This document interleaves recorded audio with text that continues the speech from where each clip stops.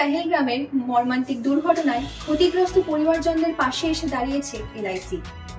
নিহতদের claim settlement ব্যবস্থা সম্পূর্ণভাবে সঠিক করার জন্য বিশেষ ব্যবস্থা নিয়েছে এলআইসি। এলআইসি এর সিইও এবং এমডি শ্রী সিদ্ধার্থ মোহন্তি আরও জানিয়েছেন যে ক্ষতিগ্রস্তদের ক্ষতিপূরণ মেটানোর জন্য এলআইসি তার প্রতিটি প্রাইভেসি পলিসি আরও সহজ এবং সরল করে তুলেছে।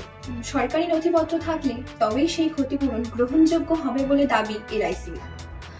এলআইসি দাবি করেছে যেন দ্রুত সকল দাবি মিটে যায় এবং সহায়তা সকল পরিবারজনদের কাছে পৌঁছে যায়। এলআইসি জানিয়েছে ক্লেম সেটেলমেন্ট প্রক্রিয়া সম্পূর্ণ অফলাইনে সম্পন্ন করা হবে। দাবিদার যখন নির্দিষ্ট শাখায় যাবে তখন যেন তার কাছে সব রকমের সরকারি নথিপত্র মজুদ থাকে।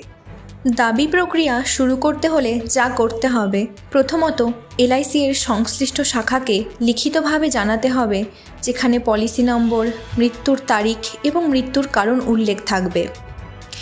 এরপর ক্লেম ফর্ম এ জমা দিতে হবে, যেখানে মৃত ব্যক্তির ও দাবিদারের বিস্তারিত তথ্য থাকবে। তারপরেই স্থানীয় ডেথ রেজিস্টার থেকে প্রাপ্ত মৃত্যু সনদের প্রত্যায়িত অনুলিপি জমা দিতে হবে।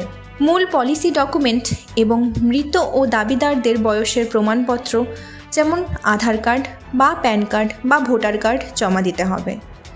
যদি পলিসিতে কোনো নমিনি বা অ্যাসাইনি না থাকে তবে দাবিদারের আইনগত উত্তরাধিকারের প্রমাণ দাখিল করতে হবে।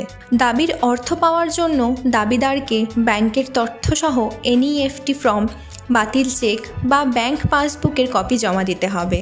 এলআইসি আশ্বাস দিয়েছে যে এই বিশেষ ব্যবস্থার মাধ্যমে প্রভাবিত পরিবারগুলিকে দ্রুত ও সহজভাবে আর্থিক সহায়তা পৌঁছে দেওয়া হবে।